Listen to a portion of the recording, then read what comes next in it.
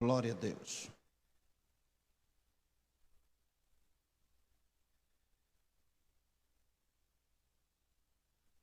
Diz assim a palavra do Senhor: havia na igreja de Antioquia profetas e mestres: Barnabé, Simeão, por sobrenome Níger, Lúcio de Cirene, Manaém, Colasso de Herodes, o tetrarca, e Saulo.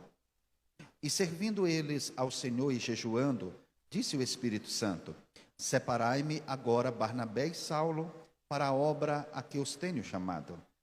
Então, jejuando e orando, e impondo sobre eles as mãos, os despediram. Enviados, pois, pelo Espírito Santo, desceram a Seleucia, e dali navegaram para Chipre. Chegados a Salamina, anunciavam a palavra de Deus nas sinagogas judaicas. Tinham também João como auxiliar. Havendo atravessado toda a ilha até Pafos, encontraram certo judeu mágico, falso profeta, de nome Bar-Jesus, o qual estava com o procônsul Sérgio Paulo, que era homem inteligente. Este, tendo chamado Barnabé e Saulo, diligenciava para ouvir a palavra de Deus. Mas opunha-se-lhes Elimas, o mágico, porque assim se interpreta o seu nome, procurando afastar da fé o procônsul.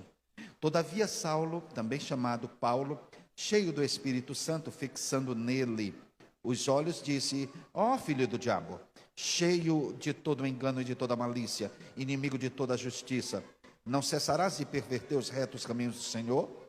Pois agora eis aí, está sobre ti a mão do Senhor, e ficarás cego, não vendo o sol por algum tempo. No mesmo instante caiu sobre ele névoa e escuridade, e andando à roda procurava quem o guiasse pela mão. Então o procônsul, vendo o que sucedera, creu maravilhado com a doutrina do Senhor. Vamos orar. Bendito Senhor, esta noite nós mais uma vez nos encontramos diante da tua santa presença. Viemos da tua casa para te adorar, para bendizer o teu nome, para buscar mais de ti, Senhor. Oh, Pai querido, cantamos louvores ao teu nome, Senhor, expressamos a nossa gratidão e a nossa adoração a ti, Senhor. E agora, Senhor, nós queremos que o Senhor queira falar conosco, falando de uma maneira profunda e penetrante no nosso coração. Em nome de Jesus, nos dê graça, Pai, para entendermos o que tu queres nos falar esta noite, no nome de Jesus. Amém.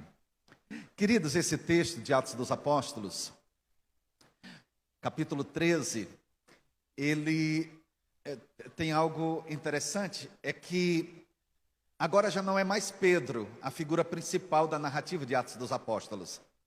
Agora a figura que vai começando a se despontar é a figura de Paulo. Esse texto ele fala sobre a primeira viagem missionária do apóstolo Paulo, enviados pela igreja de Antioquia. E Lucas, ele narra todo esse evento, toda essa viagem, de uma maneira muito cativante, muito realista. E ele mostra ali todos os desafios espirituais de uma obra missionária, de uma obra de evangelização, de uma obra que envolve o destino eterno do homem, que envolve a palavra de Deus e a vontade do Senhor. Mas esta noite eu queria falar para os irmãos sobre algumas coisas da igreja de Antioquia. Eu queria que juntos nós pensássemos aqui sobre algumas características desta igreja e no final o objetivo, o propósito da exposição é que a gente tenha aprendido um pouco com a igreja de Antioquia. Essa igreja que envia os primeiros missionários. Queridos, a igreja de Antioquia, nós vemos pelo texto, era uma igreja composta por uma mistura de gentes. Era uma igreja bem receptiva, bem aberta. Nós vamos ver que existem irmãos de diversas origens, de diversos níveis. A gente vê que aqui Lucas diz que nesta igreja tinha pregadores, porque tinha profetas e mestres. Logo a gente entende que esta igreja era uma igreja que tinha um zelo pela pregação da palavra de Deus e pelo ensino da palavra de Deus. Nesta igreja tinha mestres e tinha profetas. Então era uma igreja que era bem heterogênea. Era uma igreja adornada de dons espirituais. Havia uma diversidade de dons aqui. Mas o interessante, irmãos, e é o que a gente aprende com esta igreja, é que ela tinha uma diversidade de pessoas, bem como uma diversidade de dons, mas o Espírito era o mesmo. Era o mesmo Espírito que operava em todos. Era uma igreja receptiva, uma igreja aberta, mas uma igreja que tinha um entendimento correto do serviço a Deus. Entendiam que servir a Deus era uma evidência bem robusta da sua adoração ao Senhor. Aleluia! Então era uma igreja composta de uma mistura de gentes. Como nós aqui, Assembleia de Deus, no Acaracuzinho, pessoas de diversas matizes, de diversos níveis, de diversos dons, mas o Espírito é o mesmo, o propósito é o mesmo, o nosso Deus é o mesmo, a palavra é a mesma. Então havia esse entendimento na igreja de Antioquia, e é interessante, é necessário que haja também esse entendimento no meio da nossa igreja, que essa variedade de dons está ou deve estar a serviço da causa de Cristo. Era o mesmo Espírito que operava em todos. Glória a Deus. Mas esta igreja também é um corpo a serviço do Senhor. Versículo 2 diz: e servindo eles ao Senhor. Uma outra versão vai dizer: adorando ao Senhor. Porque a adoração e o serviço estão no mesmo bojo. Não tem como você falar em adoração sem falar em serviço. E esta igreja que tinha variedade de dons, era uma igreja que tinha esse entendimento, que cada membro era membro de um só corpo, trabalhando por um propósito só. Eles estavam a serviço de uma causa maior, a causa de Cristo. E eles estavam não apenas falando que estavam a serviço, mas realmente eles estavam engajados, transpirando, suando a camisa em favor da causa do Senhor. Era uma igreja que tinha esse entendimento, um compromisso com a causa de Cristo. Quando a gente fala de compromisso, irmãos, a gente fala de engajamento. Quando a gente fala de compromisso, quando a gente diz assim, olha, tenha mais compromisso com a obra de Deus, a gente está dizendo assim, se engaje na obra de Deus, tenha responsabilidade com a obra do Senhor. Este compromisso é como que um acordo que você fez com o próprio Deus, no momento em que você aceitou a Jesus como Salvador, e você também o aceitou como Senhor, porque não há como aceitá-lo como Salvador sem aceitá-lo como Senhor. E se Ele é o Senhor das nossas vidas, nós somos seus servos e temos o compromisso de servir. Engajamento, missão, encargo.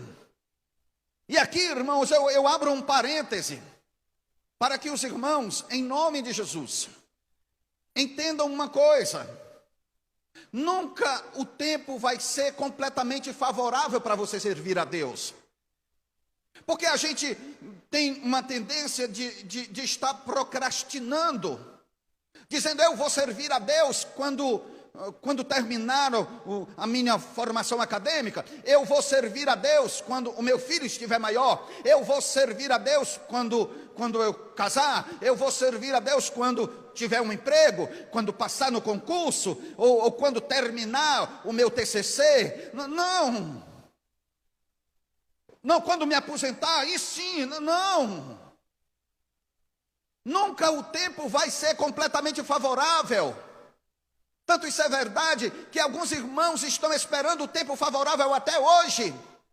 Sempre procrastinaram, sempre foram convidados para servir ao Senhor e sempre tinham uma desculpa pronta. E uma desculpa que, de um certo modo, amordaçava, acalentava, anestesiava a sua própria consciência. Porque eles estavam mentindo não somente para quem o convidou, mas para ele mesmo. Nunca vai chegar um tempo completamente favorável. Até porque nós nem sabemos se teremos esse tempo. Você é chamado para servir a Deus hoje.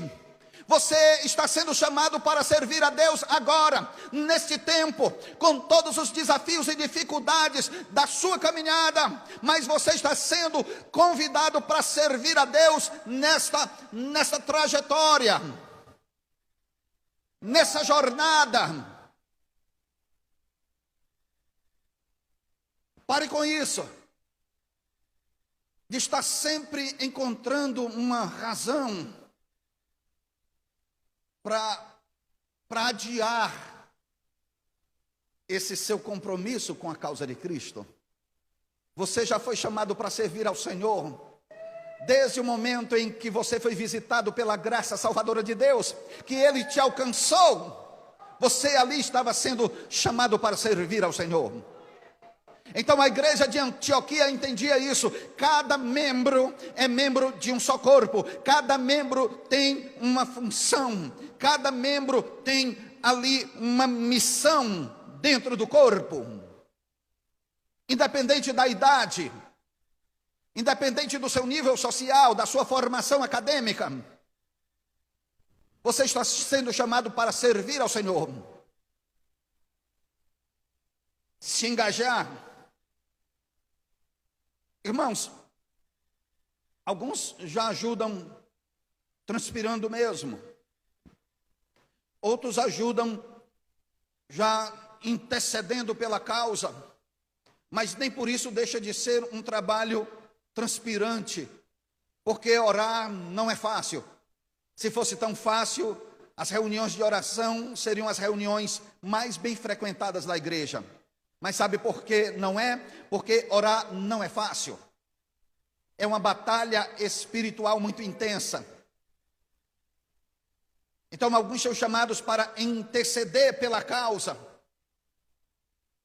E eu entendo que este chamado, irmãos, também é para todos nós. Eu estou suando a camisa, eu estou trabalhando, mas também eu, ao mesmo tempo, estou intercedendo. E estou contribuindo com a obra de Deus. Sempre a obra de Deus precisou de contribuição. Porque nós estamos vivendo num mundo onde isso é imprescindível. Muito bem. Esta igreja, versículo 2 diz, é uma igreja que está sempre sensível à voz do Espírito. Porque o verso 2 diz assim, e servindo eles ao Senhor, adorando ao Senhor, jejuando. O outro texto diz, orando também. Disse o Espírito Santo. Vejam só, o Espírito Santo é ele que dinamiza a igreja. Não existe evangelização sem uma ação direta do Espírito Santo no meio da igreja. É o Espírito Santo que nos dá vida. É o Espírito Santo que nos anima. Porque é o Espírito Santo que inspira a palavra. É o Espírito Santo que enche os vasos. É o Espírito Santo. E a igreja, ela precisa estar sensível ao Espírito Santo. E a igreja de Antioquia estava sensível ao Espírito. Por quê? Porque era uma igreja que estava servindo, orando e jejuando. E quando você faz isso, você se torna sensível. Você percebe o Espírito Santo falando. E o Espírito Santo fala através de pessoas ali no meio da igreja. Quem são essas pessoas? São pessoas que estão servindo, orando, buscando, se consagrando, e o Espírito Santo está usando estas pessoas, e a igreja está sensível ao que o Espírito está dizendo. A igreja de Antioquia estava assim, sensível, percebia o Espírito Santo falando. Irmãos, porque a obra, ela é do Senhor. Quem manda, quem orienta a igreja é o Espírito Santo de Deus. O dono da igreja é Jesus. E a igreja é orientada e dirigida pelo seu Santo Espírito. Por isso nós temos que estar sensíveis ao que o Espírito Santo está nos dizendo. Porque se nós não estivermos sensíveis, nós vamos deixar de fazer o que devemos fazer. Se nós não estivermos sensíveis ao Espírito Santo, nós vamos fazer, mas fazer de uma maneira errada. Se nós não estivermos sensíveis ao Espírito Santo, é possível que a gente faça, mas faça através da pessoa errada. Então temos que estar sensíveis para fazer o que o Espírito Santo está nos mandando fazer. Aleluia. Temos que estar sensíveis para fazer através de quem o Espírito Santo está querendo fazer. Por isso é que a igreja ora, irmãos. Nós temos que orar. Aleluia. Para que o Senhor levante líderes. E o pastor tem que estar sensível ao Espírito Santo. Porque o Espírito Santo, às vezes, ele está dizendo, é aquele dali. E o pastor tem que estar sensível, para ele não chamar aquele dali. Ele tem que estar sensível. O Espírito Santo está levantando aquela moça, cuidado, porque você, se não estiver ligado, você pode estar inclinando sua mão para outro lado. Temos que estar sensíveis. E a igreja de Antioquia estava sensível à voz do Espírito. Glória a Deus. Mas nós também podemos perceber que a igreja é o corpo de Cristo aqui, e é ela quem reconhece o chamado do obreiro, versículo 13.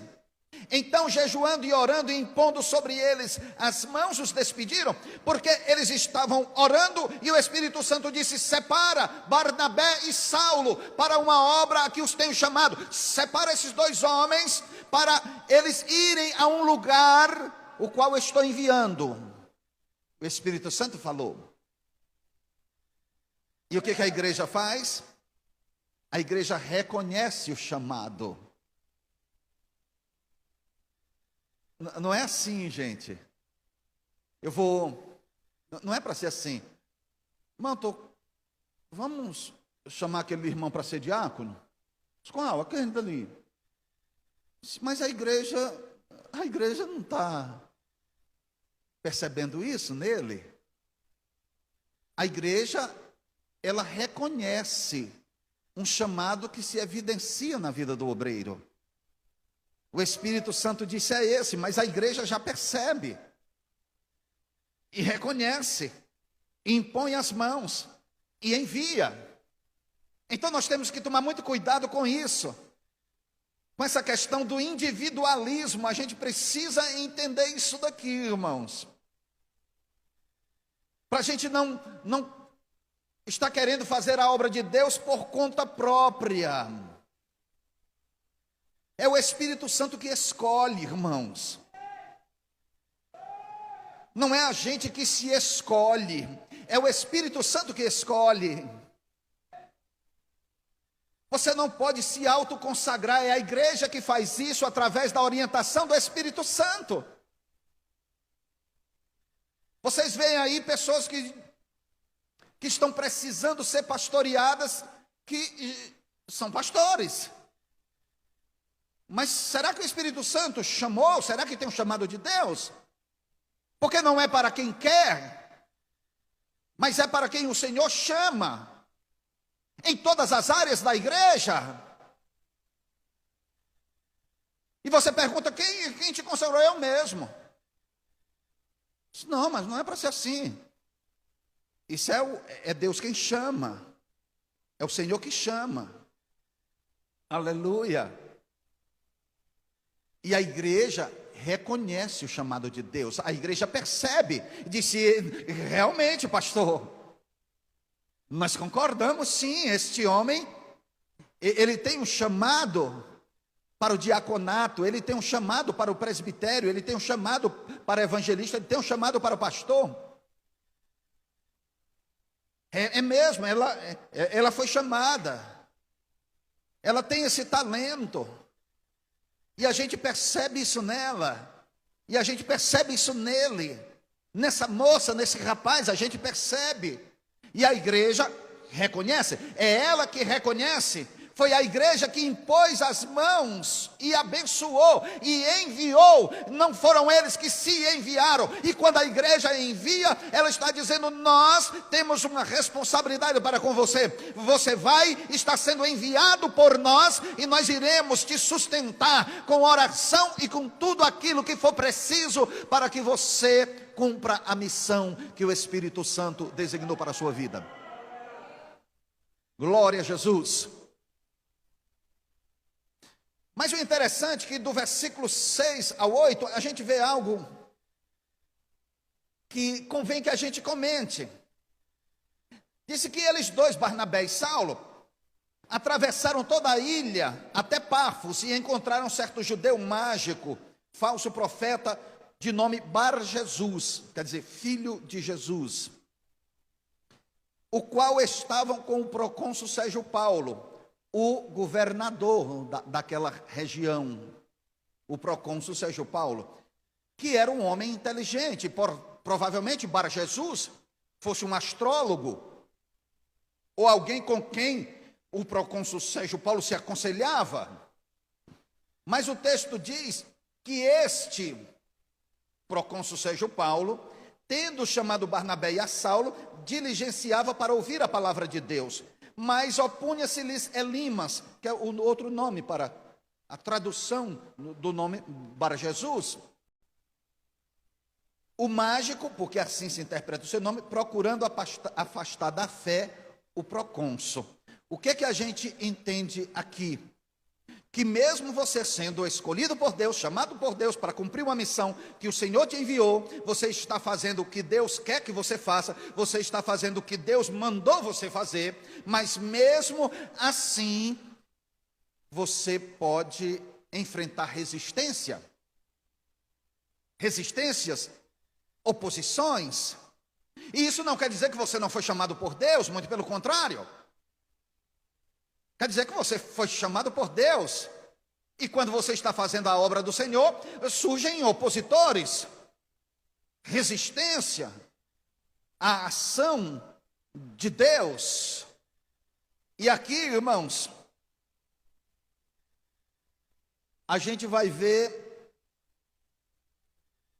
esses dois homens que saíram para pregar a palavra.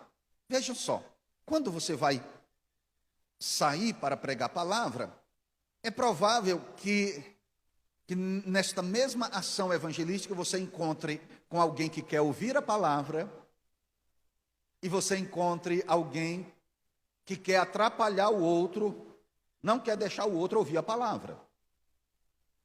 É possível. Você vai encontrar quem zombe, você vai encontrar quem quer ouvir, você vai encontrar quem admire a mensagem e você vai encontrar também quem crê na mensagem. E aqui Paulo, ele vai encontrar com alguém que queria ouvir a palavra do Senhor, mas também vai, neste mesmo encontro, ver alguém que estava atrapalhando. Vejam só, a mesma palavra que quebranta o coração de um, pode endurecer o coração de outro. A palavra é como um sol indo. Ele pode derreter a cera e pode endurecer o barro. Na mesma ação. Então Paulo começa a pregar e Bar-Jesus começa a obstacular, a atrapalhar, não querendo que o procônsul Sérgio Paulo ouvisse a palavra do Senhor. Porque provavelmente se o procônsul Sérgio Paulo se convertesse ao Senhor, ele perdesse o emprego dele. E todas as vezes, irmãos, que nós estamos pregando a palavra de Deus, o reino das trevas se alvoroça. Sabe por quê? Porque quando uma pessoa aceita a Jesus, o reino das trevas se torna prejudicado. Ele está perdendo mais um. Quando você aceitou a Jesus, o reino das trevas perdeu mais um. E Satanás não quer isso. Por isso é que ele obstacula tudo que diz respeito a Deus. Às vezes você quer convidar um amigo para ouvir a palavra do Senhor, mas sempre aparece um obstáculo. Às vezes você convida um amigo diz que vem, na hora que ele está se ajeitando para vir, chega alguém enviado das trevas para tirá-lo daquele propósito. Está indo para onde? Não, vou visitar a igreja. Rapaz, estou precisando de ti hoje no society. Está faltando um. Rapaz, é mesmo hoje. Tu vai semana que vem.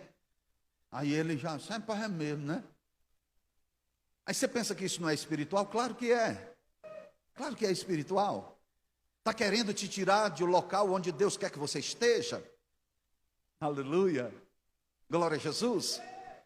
E ele começa aqui a atrapalhar a ministração da palavra de Deus. Mas um outro ensinamento que o texto nos traz é que nós temos que resistir a esta oposição. Mas para resistir a esta oposição, nós temos que estar cheio do Espírito Santo. Nós temos que estar cheios do Espírito Santo de Deus, porque somente o Espírito Santo de Deus nos dá força para resistirmos à ação do inimigo. Quando o crente está cheio do Espírito, o reino das trevas cai. Satanás não tem forças contra crente que está cheio do Espírito Santo. Nós temos que estar cheios do Espírito Santo para identificar a oposição. Identificar de onde é que ela vem. De onde é que ela vem? Porque Paulo, ele observa aqui e diz assim: todavia Saulo, o Paulo, observando a atitude de Bar Jesus, ele disse o seguinte, Paulo estava cheio, olha, versículo 9, Paulo, cheio do Espírito Santo, fixando nele os olhos, disse: ó filho do diabo. Paulo estava dizendo, a oposição vem da onde? Do diabo, desse filho do diabo, apesar do nome dele ser filho de Jesus, Bar Jesus, mas ele disse, você é filho do diabo, você está atrapalhando a obra de Deus, você está sendo instrumento do diabo, das trevas. E para isso, irmãos, nós temos que estar cheios do Espírito Santo, porque somente Ele nos dá autoridade para confrontarmos desta maneira aquele que atrapalha a obra do Senhor. Aqui não tem nada, não tem um discurso politicamente correto de Paulo. Rapaz, não dava para ter chamado ele só de desviado, ó, seu desviado. Não, Paulo chamou lá, foi filho do diabo. O diabo é o seu pai. E aí Paulo, cheio do Espírito, enquanto Bar Jesus estava cheio da mentira, cheio do engano e da malícia. A malícia, irmão, é aquela inclinação para o mal, sabe? Aquela habilidade para enganar. Quando você diz assim, rapaz, você é muito malicioso, quer dizer, rapaz, tu tem uma facilidade, uma habilidade para enganar as pessoas, rapaz. Eu não sei se você já encontrado com gente assim, habilidoso, malicioso, que tem um jeito de enganar, irmão, sabe? E isso daí não é de Deus, irmãos. Tem gente que acha que isso é um dom, mas não é dom de Deus não, viu? Só se for dom do sem sombra mesmo, do Costa Uca. Porque não é de Deus habilidade para o engano. O crente, a palavra do crente é reta mesmo.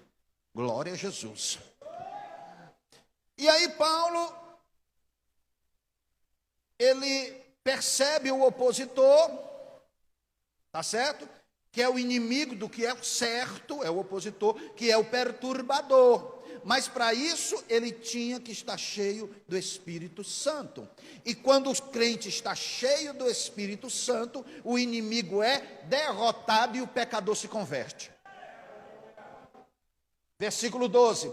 Então o procônsul Sérgio Paulo, vendo o que sucedera, o Bar Jesus estava perturbando, e Paulo dizendo: olha, Sérgio Paulo, aceite a Jesus como Salvador, e ele perturbando ali. Ele disse: filho do diabo, tu está perturbando a obra do Senhor? Eis que a mão do Senhor agora está sobre ti, tu ficarás cego. E aí na mesma hora ele ficou. E o procônsul Sérgio Paulo, vendo aquilo, creu na palavra, na mensagem, e se converteu. Então, quando o crente está cheio do Espírito Santo, fazendo a obra do Senhor, irmãos, Deus lhe dá autoridade. O opositor, as oposições, as resistências, as fortalezas, elas são quebradas, os gigantes caem por terra, os demônios batem em retirada, e o pecador, ele se converte para a glória do Senhor. Então, esta noite, meus amados irmãos, nós temos que aprender com esta igreja, que a igreja vitoriosa é a igreja que caminha orientada pelo Espírito, que a igreja que vai subir é a igreja que enfrenta as lutas com armas espirituais e não carnais. E o que se diz da igreja se diz para cada crente: enchei-vos do Espírito. Então, irmão, busquemos essa plenitude do Espírito na nossa vida. Busquemos em aprender com o exemplo desta igreja de Antioquia. E busquemos forças em Deus para vencermos as oposições que têm se levantado contra a obra do Senhor.